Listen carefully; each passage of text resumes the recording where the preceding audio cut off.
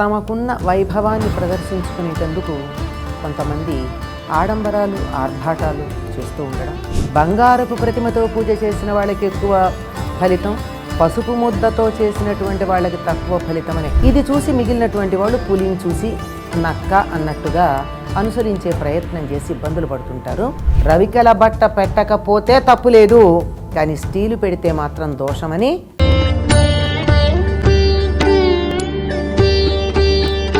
శ్రీ గురుభ్యో నమః.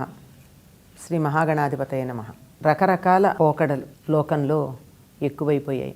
దానివల్ల తమకున్న వైభవాన్ని ప్రదర్శించుకునేటందుకు కొంతమంది ఆడంబరాలు ఆర్భాటాలు చేస్తూ ఉండడం, దాన్ని చూసి ఆ ఆడంబరాలని ఆర్భాటాలని చేయలేనటువంటి వాళ్ళు అనుసరించడానికి ప్రయత్నం చేసి చాలా ఇబ్బందులు పడడం మనకు కనపడుతూ ఉంది. ఏదైనా సరే ఒక వ్రతం చేసినప్పుడు చిట్ట చివరిలో ఒక మాట చెప్తారు, తమ విభవం కొలది అంటారు. అంటే తమకి వైభవం ఎంత ఉందో, సంపద ఎంత ఉందో దాన్ని అనుసరించి చేయాలే తప్ప తలకు మించిన భారం ఎత్తుకోకూడదు పూజల విషయంలో కూడా అని మనకి సంప్రదాయం చెప్తూ ఉంది.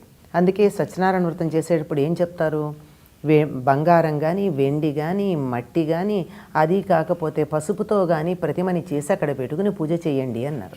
బంగారపు ప్రతిమతో పూజ చేసిన వాళ్ళకి ఎక్కువ ఫలితం, పసుపు ముద్దతో చేసినటువంటి వాళ్ళకి తక్కువ ఫలితం అని ఎక్కడా లేదు. భక్తి ప్రధానం. అలాగే ఇంటికి వచ్చినటువంటి ముత్తైదులకి తాంబూలం ఇచ్చేటప్పుడు, అంటే మామూలుగా వచ్చినప్పుడు కాదు, వరలక్ష్మి వ్రతము, మంగళగౌరి వ్రతము, లేకపోతే ఇంట్లో ఏదో శుభకార్యము, ఏదో ఒక వేడుకో చేసుకుని వచ్చినటువంటి వాళ్ళకి తాంబూలం తప్పనిసరిగా ఇవ్వాలి గనక ఆ ఇచ్చేటప్పుడు తమకి ధనం ఉంది అని ఆర్భాటంగా ఆడంబరాన్ని ప్రదర్శించుకునేటందుకు కొంతమంది చాలా విలువైనటువంటి వస్తువులని తాంబూలంలో పెట్టిస్తూ ఉంటారు. ఇది చూసి మిగిలినటువంటి వాళ్ళు పులిని చూసి నక్క అన్నట్టుగా అనుసరించే ప్రయత్నం చేసి ఇబ్బందులు పడుతుంటారు. కానీ తాంబూలంలో ప్రధానమైనది ఏమిటి అంటే ఆకు, ఒక్క, పండు. ఇది ప్రధానం. దానితో పాటుగా ఉండవలసింది దక్షిణ. ఏది ఇచ్చినా దక్షిణ ప్రధానం. ఎందుకని ఇవి ప్రధానంగా ఉంటాయంటే ముఖ్యంగా స్త్రీల విషయానికి వచ్చేటప్పుడు తాంబూలం ఇచ్చి తీరాలి అని చెప్పారు. కారణం ఏమిటంటే ఆకులేమో సూర్యుడికి సంబంధించినవి, సున్నం చంద్రుడికి సంబంధించింది, వక్కలు కుజుడికి సంబంధించినవి. ఈ శ్రావణ మాసంలో వచ్చేటటువంటి మంగళవారాలు కానీ శుక్రవారాలు కానీ తాంబూలంలో శనగలు ఇస్తారు, నానబెట్టిన శనగలు. నానబెట్టడానికి కారణం ఏమిటంటే శనగలకి పసుపు వేసిన నీళ్లల్లో నానబెట్టాలి, మామూలుగా కాదు. ఈ రెండూ కూడా గురుగ్రహానికి చెందినవి. నలుగురు అనుగ్రహం కావాలంటే అంటే సూర్యుడు, చంద్రుడు, కుజుడు, తరువాత గురుడు, ఈ నలుగురు అనుగ్రహం కావాలంటే వీరికి సంబంధించినటువంటి వస్తువులని తగిన వారికి ఇవ్వడమే, దానం ఇవ్వడమే ప్రధానం. అనేక రకాలైనటువంటి దుష్కర్మలని తగ్గించుకోవడానికి, పోగొట్టుకోవడం కాదండి, ఏది పోదు, వాటి యొక్క తీవ్రత మాత్రమే తగ్గుతుంది. అంటే కాలు విరగవలసిన చోట వేలికి దెబ్బ తగులుతుంది తప్ప విరగడం అన్నది మానదు. అది లెక్క ప్రకారం జరిగి తీరాల్సిందే, కర్మ సిద్ధాంతాన్ని అనుసరించి. తీవ్రతలో తేడా ఉండొచ్చు కనుక ఆ కాలు విరగకుండా వేలి గోటికి దెబ్బ తగడంతో కొట్టేసుకుపోవాలి అంటే తత్సంబంధమైనటువంటి గ్రహాలకి శాంతులు చేయాలి. ఆ శాంతులు ఎక్కడ చేస్తామండి మనం అంత గొప్పగా? వాళ్ళని శాంతింపజేసే పద్ధతుల్లో ఒకానొకటి ఏమిటంటే దానం, వారికి సంబంధించిన వస్తువులు. కనుక తాంబూలం ఇవ్వడం ద్వారా శ్రావణ మాసంలో స్త్రీలకి సంబంధించి సౌభాగ్యము, సంతానము ఈ రెండూ కదా. స్త్రీలు ఏ వ్రతం చేసినా కోరుకునేది. గమ్మత్తు ఏమిటంటే ఇన్ని వ్రతాలు చేస్తారు కానీ ఆడవాళ్ళు ఏది కూడా నాకిది కావాలని అడగరండి. భర్త ఎక్కువ కావాలని బతికుండాలని కోరతారు, పిల్లలు బాగుండాలని కోరతారే కానీ నేను ఎక్కువ కాలం జీవించి ఉండాలి, నాకు ఆస్తి కావాలని కోరుకుని చేసిన వ్రతం ఏదన్నా ఒక్కటి ఉందేమో చూపించండి. లేదు. వాళ్ళు కోరేదేమిటి? భర్త, కుటుంబము, పిల్లలు, వీళ్ళ క్షేమం. వీళ్ళు క్షేమంగా ఉండాలి అని దానికి సంబంధించినటువంటివి దానం చేయడం. కుజుడు సంతానానికి సంబంధించి మంచి బాగోగులు చూసేవాడు గనక పక్కలు, ఆరోగ్యంగా ఉండాలి గనక ఆకులు, సూర్యుడికి సంబంధించి ఆరోగ్యం భాస్కరాది ఇచ్చేతని కదా.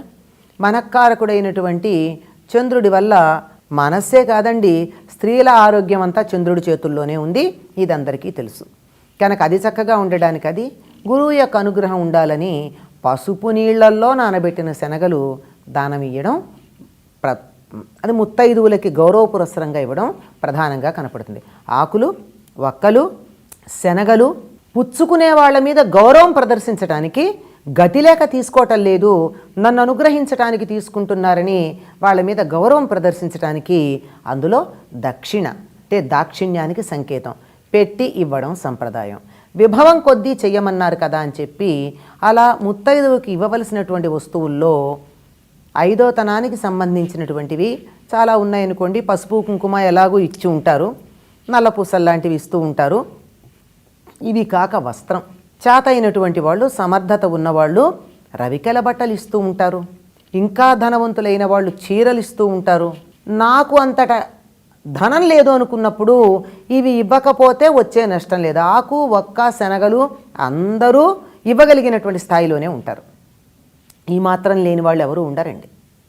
ఇంటికి వచ్చిన వాళ్ళకి బొట్టు పెట్టడానికి కుంకుమ, కాలిక రాయడానికి పసుపు, మెడకి పుయ్యడానికి గంధము, ఆకు, వక్క, పండు అందుబాటులోనే ఉంటాయి.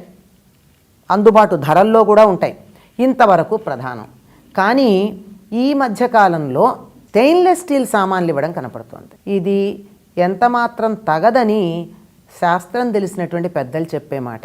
స్టీలు ఇనుము, ఇనప వస్తువులు దానం ఇస్తే పర్వాలేదు కానీ పుచ్చుకునే వాళ్ళకి అంత క్షేమం కాదు. అందువల్ల చాలామంది స్టీల్ సామాన్ ఇస్తే తీసుకోరు.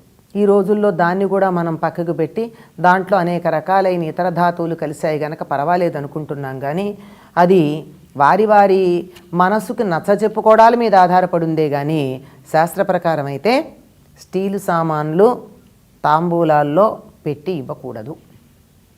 లేదా తాంబూలం పెట్టే పళ్ళెం ఇచ్చి ఈ పళ్ళెం తీసుకెళ్ళండి అంటే తాంబూలం దానంగా తీసుకుని దాన్ని సరదాగా పట్టుకెళ్ళచ్చు. ధనవంతులైన వాళ్ళు పూర్వకాలంలో వెండి, బంగారు వస్తువులను ఇస్తూ ఉండేవాళ్ళు. ఇప్పటికీ శాస్త్రం తెలిసినటువంటి వాళ్ళు చిన్న ఇత్తడి లేక రాగి, అంటే బంగారం కొనలేకపోతే ఇత్తడిదో రాగిదో చిన్న పాత్ర కానీ, కుంకుమ భరణ కానీ, కాటుకాయలు లాంటివి కానీ ఇవి ఇస్తారు. కానీ ఎట్టి పరిస్థితుల్లోనూ స్టీలువి ఇవ్వడం సంప్రదాయం తెలిసిన వాళ్ళు చేసే పని కాదు. రవికెల బట్ట పెట్టకపోతే తప్పు లేదు, కానీ స్టీలు పెడితే మాత్రం దోషమని శాస్త్రం తెలిసిన పెద్దలు చెప్తూ ఉంటారు. ఇంకా మరి దానిని బట్టి మనం ఎన్నింటికో సర్దుకుపోతున్నాం, రాజీ పడిపోతున్నాం. రాజీ పడదలుచుకోకపోతే శాస్త్రోక్తంగా ఉందాం. స్వస్తి.